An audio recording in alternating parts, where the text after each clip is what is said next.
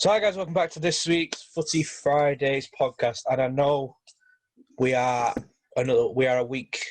We took a break for a week just to more because we were busy. You know, we both live busy lives. Ish. We both live, but I live a busy life. Some of us are working. So yeah, that was why there was none last week. So here we are this week. Now the season's finished. They won't be exactly every week because we can only talk about the same topics for so long. If there's anything that crops up, we'll jump on and talk about it. We'll keep you guys posted about what's going on. So let's just jump straight into this podcast. So the first thing I want to talk about, because I want to get your reaction, obviously, being the United fan of the two of us, what you thought about last night's game.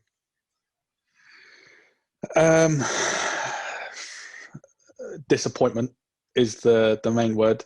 Lack of desire, lack of passion. You wouldn't have thought the way they played, they were playing I was about to say Champions League final. They weren't playing a Champions League final.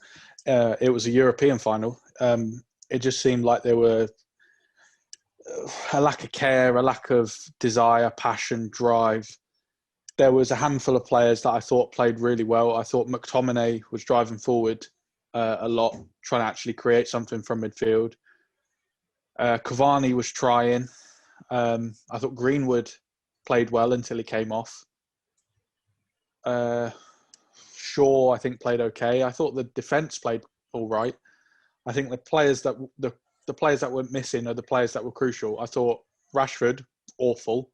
Fernandes went missing. Pogba went missing.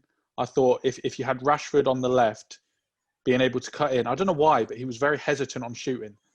Whenever I was seeing him, I've just seeing him cutting in on the right. I'll minimise you because I've just got you full screen on my. Just him cutting in on his right. He was very reluctant to shoot, and that's not usually like him. Usually he's trying to get a shot off as early as possible. Yeah. Fernandes as well just didn't do anything really.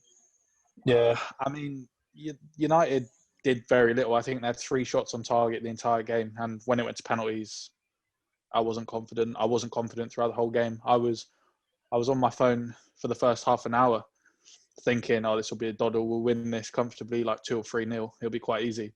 And then when they scored the first goal, I thought, I can see where this is going.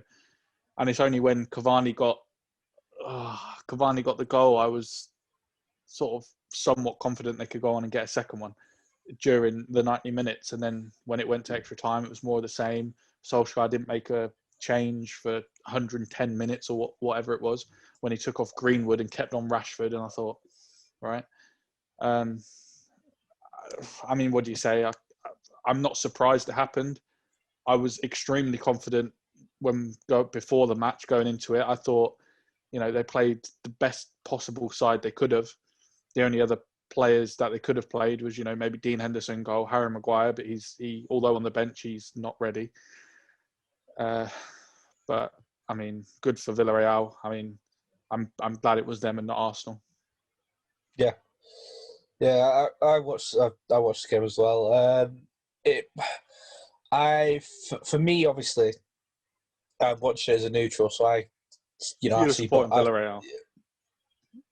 No, I was a neutral. Any of the Villarreal players used to play for Rochdale? No, not quite.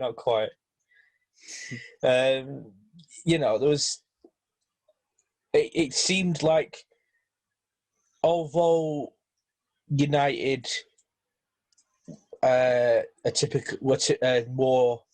more attacking in the game. Well, I say more attacking. They originally were playing more attacking than obviously Villarreal. Villarreal had their whole intent was, let's put people behind the ball, make United break us down, and then counter attack. Yeah. luckily they managed to get the goal off a set piece. So Yeah. you know, Well, I just want to say terrible defending by Luke Shaw. yes, yeah. People, I initially thought, Lindelof wasn't doing enough because the way he just sort of let it go past him. But then when you actually see the free kick and you see that Shaw was marking him and he didn't even, the Moreno didn't even have that sharp burst of pace. So like, he didn't just switch on and run. He was gradually getting into it. So Shaw saw what he was doing and just didn't go with him still. And that's what pissed me off. And then Lindelof had to try and do something, but by that point it was too late. And they didn't really threat other than that. But then United didn't really threat other than the goal. And they got lucky that it was deflected and the keeper dived and Cavani could put it in. So, I mean, I'm not surprised the result went the way they were because United are just bottlers, aren't they? Yeah, one thing that did, and obviously it's not annoying, obviously, to me, but it'd be annoying to most people, was the fact that he was very reluctant to change anything. That's what I was thinking. You saw Unai Emery was keen to change stuff. He made the 5 subs in the 90 minutes. United didn't make a sub till the 110th. You have 5 subs to make. You know, I would have done. I've said this to my dad. I've said this to other people as well. If I was Ollie, I would have changed the formation to a 4-4-2, and then just played tight, just like they were doing. Yeah. And then Cavani doesn't have to do too much on his own, which is what he was really doing. Yeah, that's all he was doing. You know, I'd have taken Fernandes off because he was doing absolutely nothing. You know, and then put someone else up front. Whoever was going to be up front, whether it be Rashford or Greenwood, and then put Dan James on either side, whichever you took off, because Dan James would have given you another an inject of pace, because there was no one on that Villarreal side that was going to outpace Dan James. That's what annoyed me. I thought, say in the 80th minute, I would have done straight swap for Greenwood and Rashford, and probably just brought on Diallo and James. You've got absolute pace in there.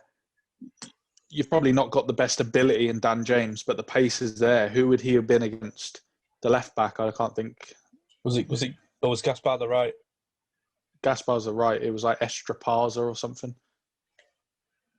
Something like that. Well, he couldn't deal with Greenwood, so I don't know how he would have dealt with James. And James is good for getting fouls, and Diallo showed it against AC Milan that he can get a goal, but it wasn't to be. United luckily finished second, so they've got Champions League regardless. But Solskjaer's still hunting for that first trophy with his club. Yeah, I think, like I said, I think he was too hesitant to make changes. He should have just made the changes. But it wasn't working, so I don't know why he was hesitant. Yeah, I know. Looking back at the past year, but if that had been Fergie, he'd have made changes straight away. Oh yeah, he probably would have given it 10, 15 minutes after half time, and if it still wasn't working, then they would have changed it up straight away. I could understand if United were 1-0 up with 20 minutes to go and he didn't change it, but I thought Rashford should never have stayed on. I thought, like you said, I thought Fernandes should have came off. Maybe put in Pogba there. Maybe put Fred on for then and see how that worked, and then take off Rashford and put on Dan James, or like you said, go to a 4-4-2, and then have maybe Diallo and Thingy up front. Yeah, but I mean, there's not much to say. As soon as the full-time as soon as the fucking penalty missed, I thought, I ain't watching any more of this. I just thought it was a shame. Yeah, and I know, touching on it, but the penalties, it was a good. All in all, it wasn't. They weren't bad penalties. Go on. There were some good penalties, out of all of them. I mean, United could have lost it about 4 penalties before when Luke Shaw absolutely rolled it across the goal. I was not confident. I was confident in the 5 we had. I was confident in the first 5. every time it kept getting down the line, when Dan James stood up, I was not confident. When Fred stood up, I was not confident. When Lindelof stood up, I was not confident. I didn't know what to expect from the keepers, so I was giving him the benefit of the doubt. But I saw on Instagram that, did you see on Instagram that there was like a list of every player that was shooting? And it said De Gea was supposed to be following that. And when it went to sudden death, he didn't even listen to it. So he dived the way he was supposed to when it was written down. Like there was a sheet which was written down, and he dived that way for the first 5. And then after that, he didn't listen and just did what he wanted. But that shows, I didn't know that until today. That shows a lack of discipline. And I don't blame him for the shot. I don't blame him for the penalty because he doesn't take penalties. So I don't blame him. It was a terrible penalty, but you can't blame him. And United should never have been put in that position. No, he didn't look confident when he stepped up either. I was... No, soon as I blame him. Yeah, like you said, I don't blame him for not being confident because he said he doesn't take them. But when you like you said, United should not necessarily steamroll because that would be a disrespect of Villarreal. But they shouldn't have, like you said, they shouldn't be in that position. When you look at their defence, you got Foyth, you got Raul Albiol. They're not world class players. Foyth was playing half the game on his with only half his head after he got injured. Bollock squeezing from Pogba as well. But it's just after when we went 1-0 down, I could just see how this game was going, and I mean, I'm not surprised. Congratulations, Villarreal. I'm happy for everyone in Villarreal's team except for Alberto Moreno. Yes. Because he went on Instagram doing all that bullshit. Like, you were a bit part player. Yeah. You came on for, 15 minutes, 20 minutes? Yeah. You scored your penalty, fair enough, but... Yeah, it was... There's a reason Liverpool didn't want you. Yeah. Because you're crap. There's reasons. Where did he go after that? Did he go to Sevilla? Or did he go straight there? He went to Sevilla, I think. Why Sevilla didn't want him. But with that over and done with, we'll touch on at the end of the season as well, because obviously with the Premier League, the final games more success for United. The final games were last week. Mm-hmm. Majority of the league, the table was decided anyway. It was really only the last two European spots, and then whatever else there was. I've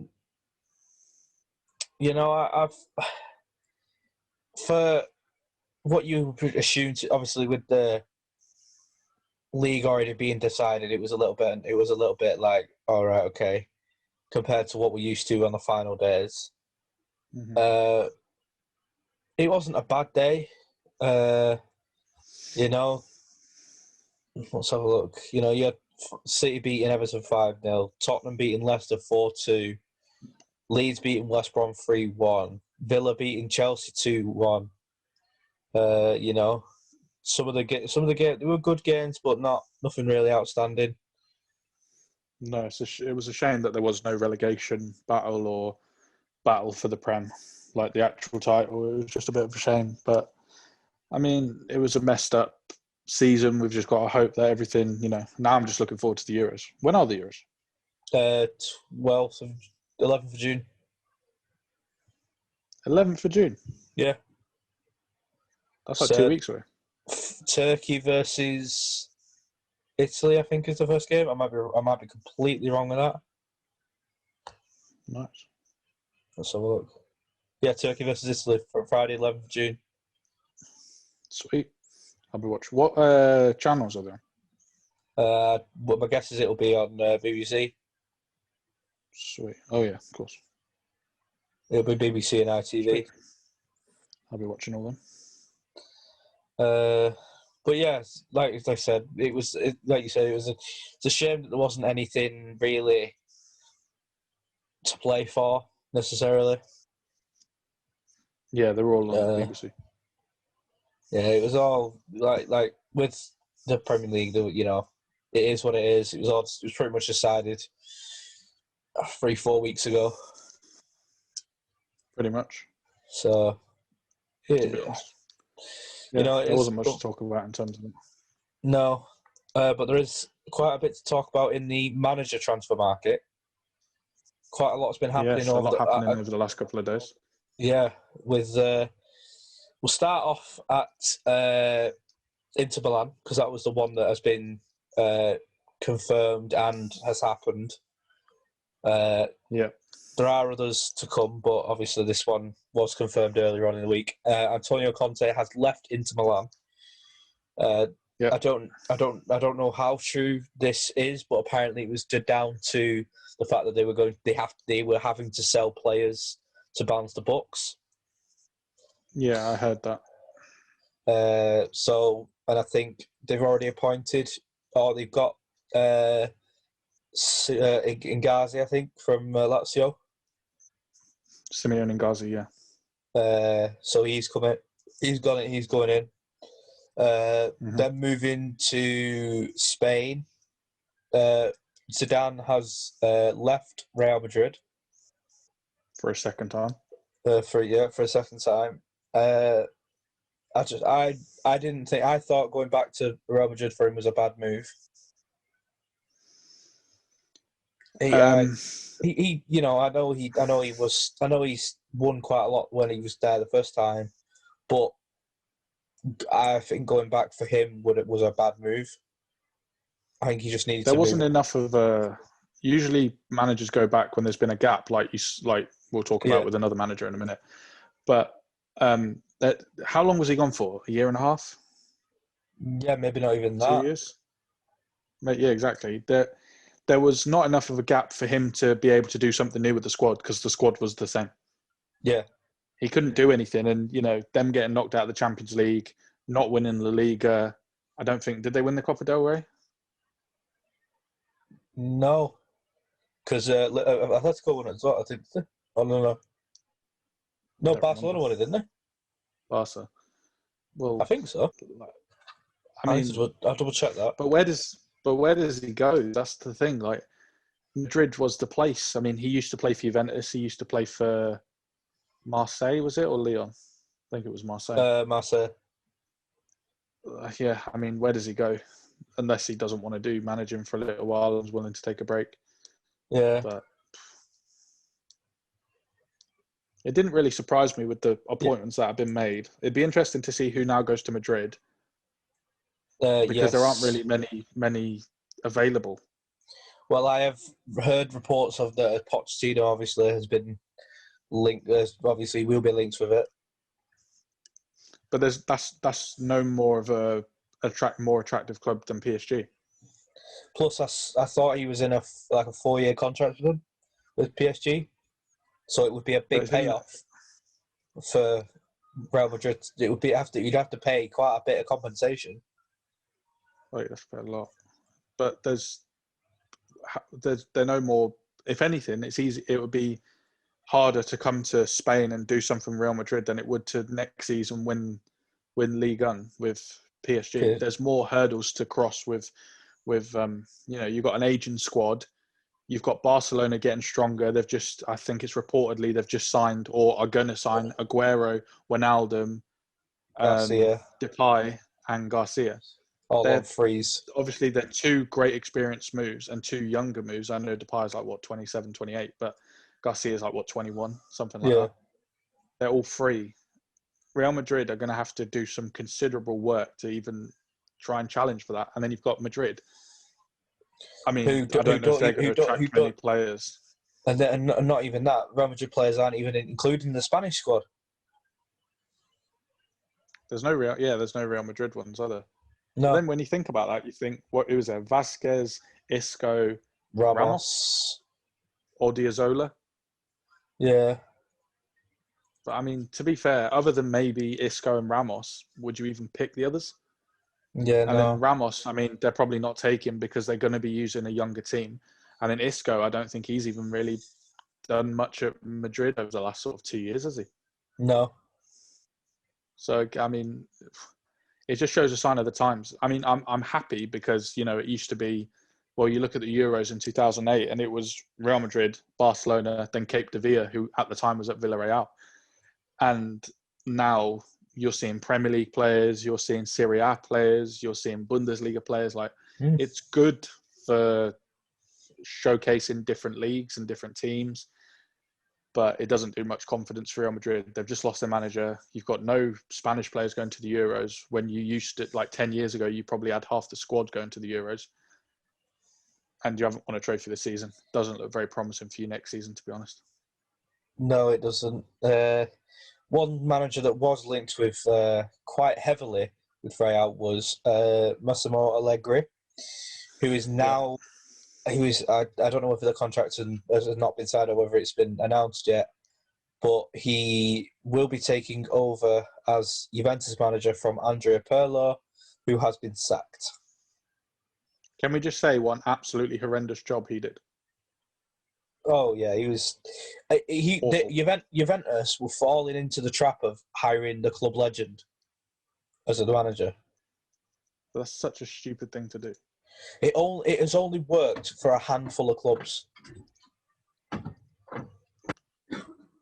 Yeah, it doesn't. And when it works, it doesn't work for very long. No, but it's like the only one I can really say it has worked for, and even then, it's only because of the players and the talent that they had in that squad was Zidane. Yeah. When he first went there. Yeah, I mean, that's exactly it. Pirlo there's something about Pirlo that just seems like he doesn't care and seems like I don't know, he seems more, I don't even know, he just seems like he doesn't have the authority. Yeah, comes across like that. Even though on the pitch, he comes across as a cool, calm head, but I don't see him riling the players up. No, you can't. I can't see the team taking him seriously. Yeah, like when you need someone. I can imagine like a Sam Allardyce, a Harry Redknapp's like, "Come on, boys." I bet he's just like, "Yeah, this is what we're doing. Go out and do it." Yeah. There's no motivation behind it, and when you've got a team that's struggling anyway, you need motivation in that squad. And if you're not motivating the squad, what else? You're not going to stay in the job for long. And that's just exactly what he's proved. I think Allegri next season the things he did with Juventus before, he's got a little bit more of the squad he had then and the squad he's got now. I think he's going to change a lot coming in. I'd like to see if Ronaldo stays there because I think Pirlo put up with Ronaldo. I know he scored the most in the league or whatever, but I think Allegri wouldn't want to rely on him. And I think he'd want to switch it up. When you see the players that he had under his spell, he had Tevez, Morata, Mandzukic. Yeah. He was willing to rely on players that weren't necessarily world class. And I'm wondering whether he'll try and maybe even get rid of Ronaldo to get other players in. Yeah, to balance the books again, maybe. Yeah. But again, like you touched on with Zidane, Allegri's had quite a big break between them. I think is it 4 or 5 years? A long time. Because when did he leave? Sarri was there as well. Wasn't he? Yeah, did he leave? Did he leave after the Champions League final in Cardiff? When they lost to Madrid? No. Well, yeah, when they lost to Madrid.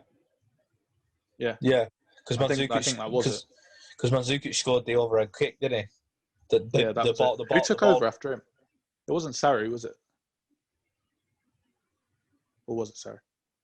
Sarri was only there for 1 year, wasn't he? I'll have a look. Juventus. So I think Sarri and Pirlo have probably only been there for a combined 3 years.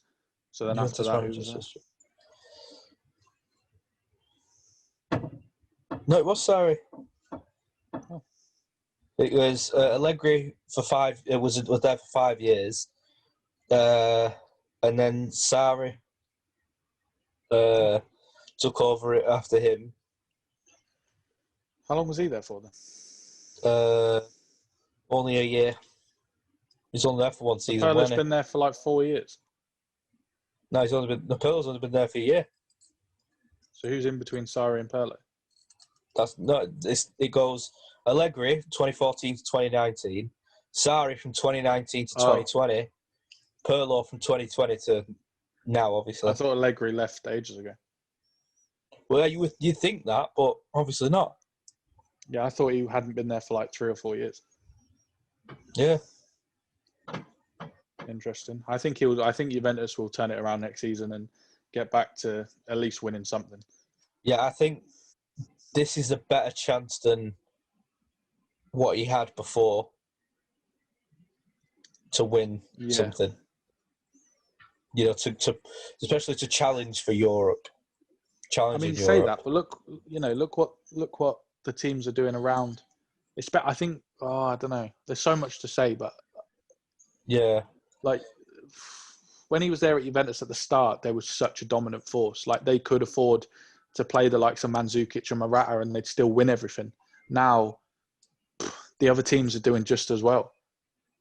And especially with, I know today Donnarumma's been linked with Juventus, hasn't he? He's been linked with Juventus for about 4 years, and now he's actually going to be leaving because he's leaving AC Milan on a free. Yeah, there's rumours that either Juventus or Manchester United are interested, and I think the likely destination's Juventus, isn't it? He'll do a Buffon, and how old's he? 22. Yeah. He will be there for 15 years. If he wanted to be, he could. And then, AC Milan did the good signing that Maignan from... Mike Maignan, yeah. Lille, I think, yeah. They did a good thing by signing him. I thought that was a clever signing. Because he's only 24? Yeah. I think he's a couple of years older than him. And he's got a lot of experience. So I thought that was a clever signing. A lot's been happening. Yeah, I said this to my parents as well. It seems a lot more has been happening in the manager transfer market than the actual player transfer market.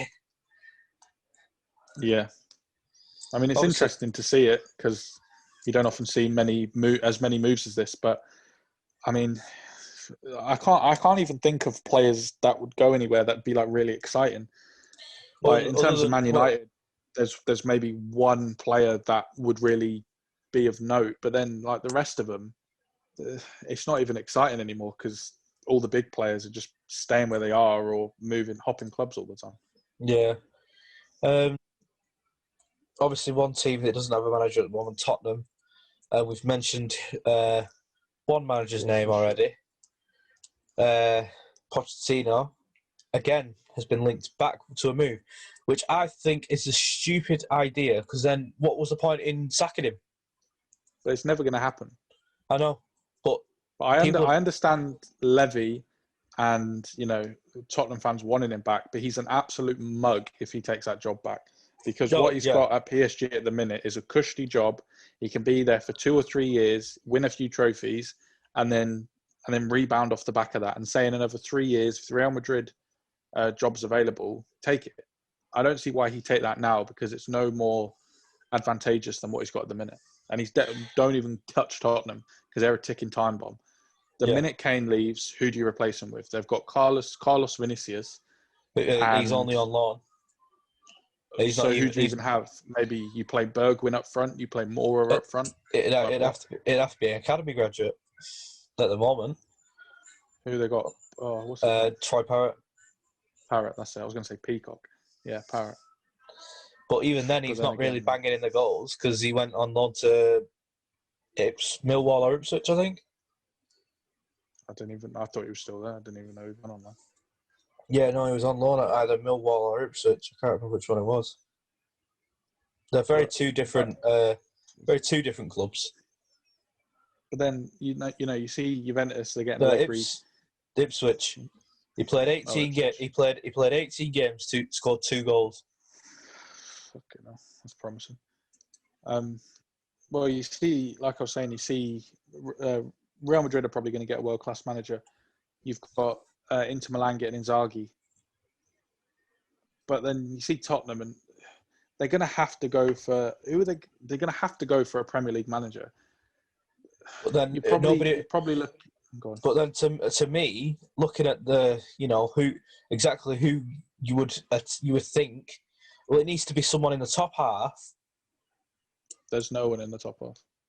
That's what I mean. You know, it'd have to be someone. It would have to be someone in the top half, and even then, it's a push because you've got, you know, I'm going to just read off the top half.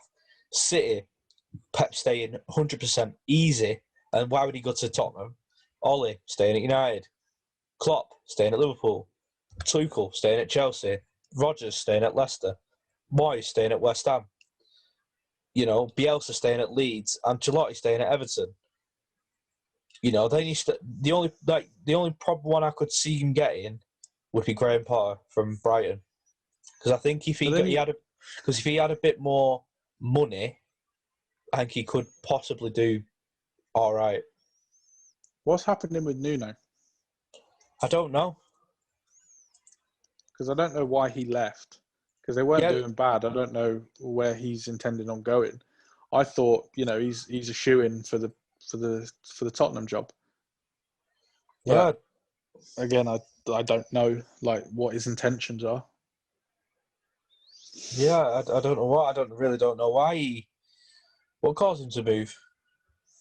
I don't know. Yeah. It's just a bit. Yeah, it was very odd.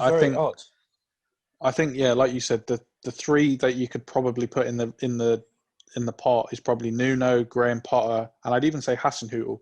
I think I know Southampton fell off massively, but what he did at the start of the season, and you know the clever signings he made and the way they play, I think it will suit Tottenham a little bit. I can see them all, but I can see each of them being there. I think maybe if you think in terms of not trying to get a manager out of a club, you've got Eddie Howe. I know that's, you know, he hasn't had a job for a year and a half or whatever, or a year, and it's a big step up from not managing for a year and getting relegated with Bournemouth to going back into the Prem with Tottenham. But they haven't got much hope. You've got Scott Parker as well, you know, old Tottenham boy, but again, that's a massive jump. Yeah. There's not many options. The best options you've probably got at the minute are probably Graham Potter, Hasenhüttl, and Nuno. But Nuno might even go abroad. Hasenhüttl will probably want to stay in the Prem, and so will Graham Potter. But Graham Potter, I don't know. Graham Potter seems all right, but I don't know how much that would work. Hasenhüttl would be okay for Tottenham because, you know, the way he brought him back, obviously, after both 9-0s, you know. I know losing 9-0 in the first place isn't great, but for them to come back after the 9-0s, that takes some doing that as a manager. Yeah, and they finished higher than Potter's team. Yeah. With Nuno, I could see him doing a switch deal with the Benfica manager, because that's who's tipped to replace him. That's who's tipped to replace him. Who's apparently joining Napoli? Spalletti. Sporting manager. Napoli manager. I thought it was Spalletti or something, isn't it? That's who I saw. I don't even know. Apparently Gattuso's manager of Fiorentina now. Yeah, that's another one. General Gattuso has left Napoli and gone to... sometimes maybe good, sometimes maybe shit. Yeah. Yeah, I think it's Spalletti, I think. His manager's going all over. Yeah, all over the gaff. You could probably get a job at Rochdale. Unfortunately, no. Oh, no. They just give anyone the job there, don't they? The other one that left as well, the Lille boss.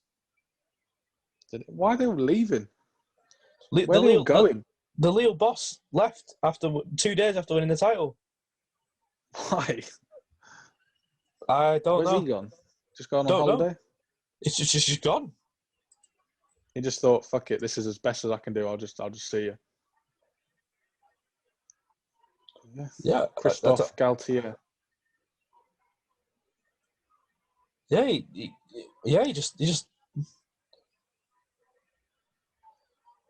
I don't know what. He says, I am quite simply convinced that I have. Well, if I can get rid of this, accept. Sick. That's helpful. Just halfway through reading the quote and it just stops. Carry on. Sorry, I'll try and get it on.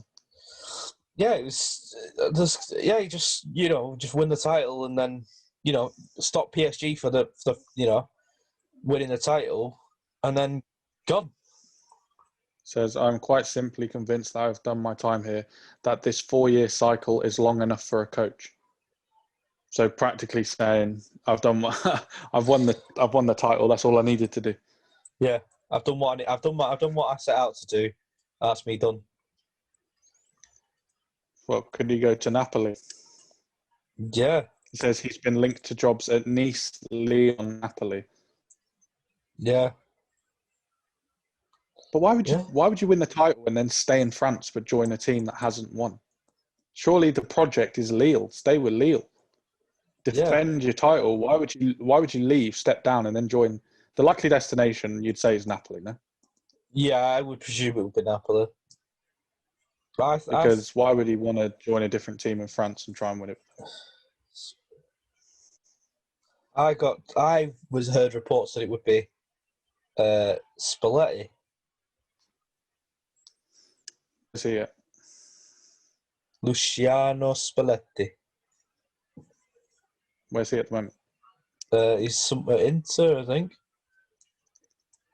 As a director or something. I don't know. Some kind of hype. But yeah, that's what I saw. Again, I might be wrong. But yeah, it's all going off in the manager world. If only it was going off in the player world. At the moment, the only big noteworthy moves are all the threes going to Barcelona. Yeah. There may be talks that Ibrahim Konate, I think that's how you pronounce it, will be going to Liverpool.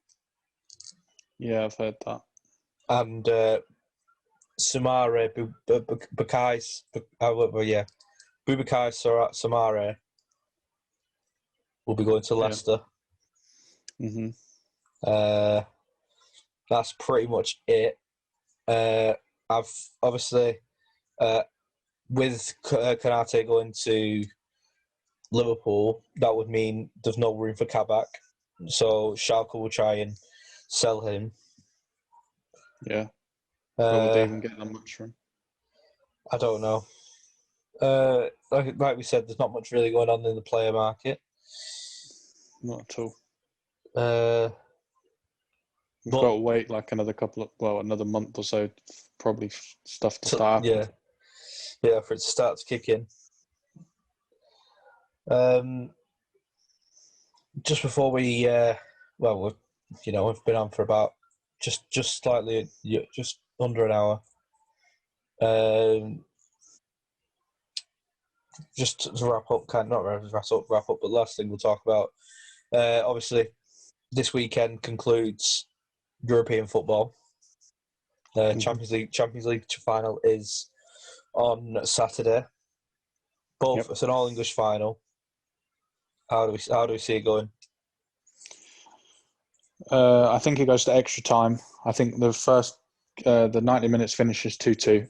I think Chelsea will go all guns blazing, be a little bit vulnerable in defence, but I think going forward they'll look strong. I think Man City will try and play the passing game, and I think there's a mistake in Edison. I think depending on who they play left back, I think I think if they play the Mendy or Zinchenko, there's a mistake in there. I think they're not going to be good enough to attack the onslaught of, say, Ziyech or Mason Mount or even Pulisic. I think, 2-2, 90 minutes, goes to extra time. I think Chelsea take it. 3-2, Mason Mount. Very much like you, I think it'll be not necessarily, obviously, definitely won't be a repeat of last night's game. Because I think it'll be quite an interesting. I think it'll be a very interesting game to watch. Both sides playing very attacking football. It'll be a lot of back and forth. Yeah, I think it'll put on a real show for European football and for the Premier League. But I don't think it goes to extra time. I think City take it 3-2. Score 3-2. So you think the same score as me, just the other way around? Yeah. I mean, I'd be satisfied either way, 3-2 as a neutral. Yeah, I think it's 3-2, and I think City take it in normal time. I don't think it goes to extra time. Fair play. I think it'll be 1-1 by half time. Yeah, I'd agree with that. Then I see Chelsea scoring first, City levelling just before the break. City then scoring and Chelsea scoring a late goal, going into extra time. In about the 120th minute, 10 minutes before the end, Chelsea will score. Yeah, I think City win. Like I said, I think City take it in the second half. I think if we 1-1 at half time, Chelsea score first in the second half, and then that's when City then equalise, and then they just get the last goal. This last goal. Yeah, it'd be great for Foden or Mason Mount to get a goal as well, just to give them more confidence going into the Euros. I don't think Foden will score, but I think Mount might. Yeah, as long as we get a good performance from the English lads, getting them into good confidence for the Euros. Yeah, that is another thing. Completely missed that one as well. Gareth announced his provisional 33-man squad. Is it? I thought it was 30. Or is it 33? I thought it was 33. Let me just double check. It might be.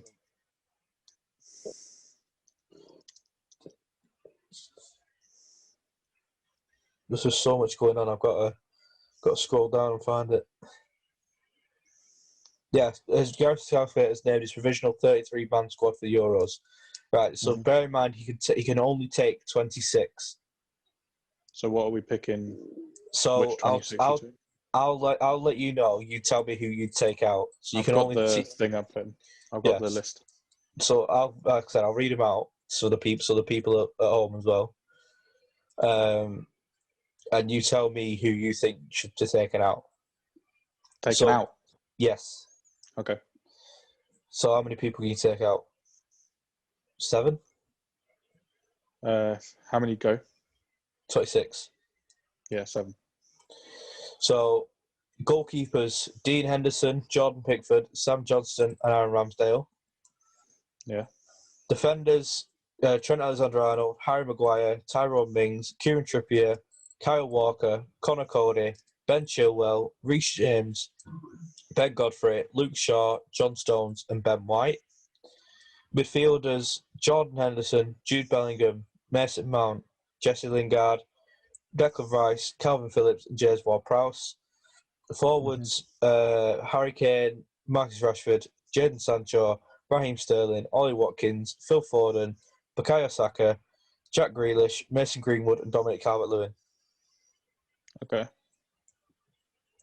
Which 7 are you taking out?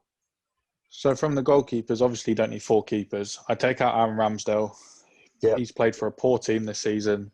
He's not looked at his best. It's made him look worse being in that squad. But, if Nick Pope was available, you take out Sam Johnston. But Dean Henderson, Johnston, and Pickford are the top 3 at the moment. So that's one gone. You look at the defenders. Some of them I wouldn't take. I wouldn't take Godfrey just because, that's his first call-up. Yeah. I probably, I don't know. No, actually, I'll keep Ben Godfrey in there, but I'll take out Ben White. I'm also going to take out Kieran Trippier. I think his time with England's done. I don't see the point in playing him. You've got Trent Alexander-Arnold and you've got Kyle Walker that can play there. You've also got Reece James. You don't need 4 right-backs. You can take Kieran Trippier. So Aaron Ramsdale's gone. You take Kieran Trippier out, and I think you take Ben White out. So that's 3 gone. I think you look in that midfield, and there's not really anyone I'd really take out. I think there's a good mix of players in there. They've all been playing. Like, there's not one player in there that hasn't played yet. I think that's a good solid lot. I think you look at the attackers. I take out Mason Greenwood because I think there's very little point in him even being there when you've got players like Rashford, Sterling, Sancho, and Grealish. He's not going to get game time over them. I think, like that point, I think it's pointless taking Saka. Although he's been really good, can he offer anything that the forwards have there. Can he offer anything more than Sancho, Foden, Grealish, Sterling, Rashford? I don't think so. So that's 5. You look at strikers. I mean, Kane, Calvert-Lewin, and Watkins are all good, different options. Maybe going back to the defence, you could probably take out Godfrey as well, just because you've got so many defenders in there. So that's 6. But then after that, I don't really know who you take out. So I've taken out Ramsdale, Godfrey, Trippier, White. So that's 4. I take out Greenwood and Saka. But then after that, I don't know who I take out. Yeah, I was thinking maybe I was going to say maybe Bellingham.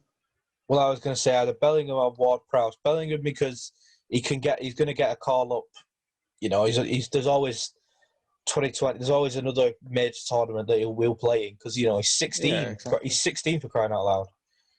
I know he's Is good. it? I know it. Yeah, 16, 17. You know, 17. either way, he's not old enough He's to only drink. just turned 17, to be honest. Yeah.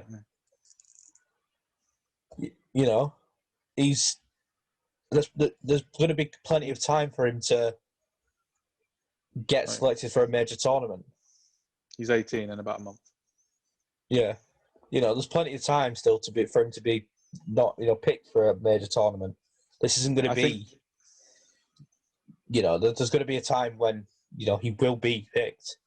There's plenty of time for him. It's not like they're pinning their hopes on him. You know, James Ward-Prowse I think offers more than Jude Bellingham. Jude Bellingham is a good player, but I think for the time being, there's enough young players in that squad. You know, even like experienced players. You know, you got Calvert-Lewin, who's not old. You got Mason Mount, who's not old. You got Phil Foden, who's not old. Rashford's not old. Sterling's not old. You know, Declan Rice, Calvin Phillips, Reece James, Alexander-Arnold. You know, there's enough youngsters in there to not force youngsters for the sake of it. I think that's partly what he's done here, to give youngsters a bit of a chance. But there's no point. You need to go with your strongest team. And I think Greenwood, Saka, Bellingham, White, Godfrey, although it's nice for them to be in the squad, I don't think it necessarily benefits the team to have those players in the squad when chances are they're probably not going to even play anyway. They're just going to be backups. Yeah. Aaron Ramsdale's 23. Really? Mad. It says Sheffield United keeper Aaron Ramsdale 23. Jesus, I thought he was about 28. Yeah, me too. Fucking hell. 23. But that's mad. It is what it is. I think, like you said, there comes a time when, like I said very clearly, Bellingham will be selected for. We definitely will be selected for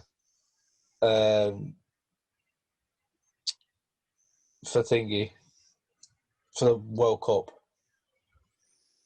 What's that? 22? Yeah, because by that point it'll be almost 20. So you'd assume so, depending on where he's gone and what he's doing. Yeah. If he's fallen off the map, then he won't be. But if he's still at Dortmund or if he comes to the Prem or something, then chances are he will. Yeah. This England side could be here for a good, 3-4 tournaments. This could be the second coming of the golden generation. I don't know about that. Yeah, no, I'll speak. Let's see what they're like at the Euros. Let's see what they're like at a major tournament. This group. Yeah. Then we'll make the call. I think that's still a bit of a shout. I think the defense is shaky. The goalkeepers are a bit shaky. The midfield's strong. I think the attack's unbelievable. But it's not solid throughout like that team was. You had the solid defense. Although they didn't win anything, every position was pretty much world class. You can't say that for this. The goalkeepers none of them are world class. The midfield, the defense, very few of them are world class. The midfield, very few. The place you'd say where a lot of them are world class are forwards, but that's only part of the job. Yeah. Well, like I said, we'll just have to see what they're like. The opening game is on the 13th of June, I think. For England. I thought you said 11th. Oh, no, for England. Who are they playing? Scotland? Croatia, I think. Scotland even in the group? Yeah, Scotland are in our group. Oh yeah, Croatia. 2:00, BBC One, 13th of June. I should be moved into my new house by then. All right, that should be good. Yep. More power around to your house then. He's making the long trip on the 5th for the baby shower, everyone. Yeah. And the long old trip.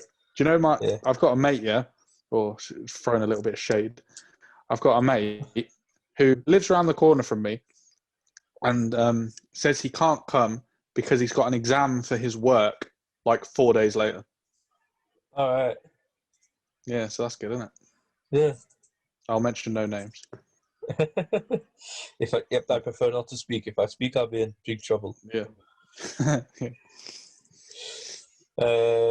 Yeah, I think the Euros are going to be a very interesting Euros as well, considering I think, especially with recently, we don't know how that's going to be, because obviously it's supposed to be around Europe, but with everything going on, we'll see how that comes about. Yeah. I just hope that that we get a bit further than we have done in previous Euros. We should get to the semis. Should.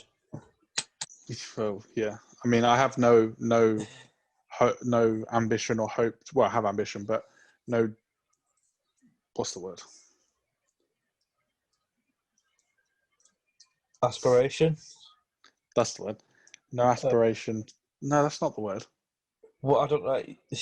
I'm trying to think of a word that's like, I don't even know. I don't think, or I'll just say this. I don't think that they'll go any further than the semi-finals. I think there's no expectation, I think, for them because it is their first major tournament as like the mixture of the old breed and the young breed. As this group. Yeah. They've had a couple of friendlies and a few games here and there, but nothing solid. So I think reach the quarterfinals minimum. Semi-finals, I think you walk in away to the World Cup. But they've got to put in. They can't be playing crap. They've got to put in a performance like they did at the World Cup. And this team's probably better than the team that they were taking to the World Cup. So, fingers crossed. Yeah, because if you look at some of the teams that will be going into the Euros, Belgium, they'll be on great form. Croatia in our group, we won't be. They're quite, considering they got to the World Cup final. There could be someone. There could be someone that the dark horse. Netherlands. They always provide good football. Mm-hmm. Spain, Germany, France. It's going to be interesting. Italy, Yeah. It's going to be an interesting Euros. Definitely. And with that, I think we'll leave it at that. Because I think we've just about covered everything that's happened over the past week. Yeah. With a lot happening. Yes, with a lot happening within the last few days. Mm-hmm.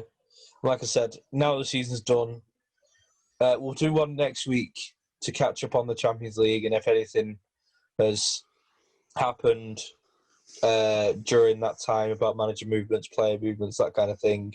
But after that, we'll try and keep it. Maybe we'll see we'll address this next week because we don't know exactly what the schedule is going to be like because you don't want to. We're not going to be talking about the same stuff every week. Yeah. I know we try and change it up every now and again, but again, there's only so many times we can pick certain teams and stuff like that. Yep. So with that, don't forget to subscribe to the channel, leave notifications on so you get notified of every video. Like the video, comment down below what you'd like to see on the channel. Comment down below any guests you'd like to get on the channel. Follow us on Instagram, follow us on Twitter. I think that's it. Cool. I know I keep asking every single time. Anything to add? Nope, as you were. And that'll do us, and we'll see you guys next week for our possibly final season podcast. Goodbye. See ya.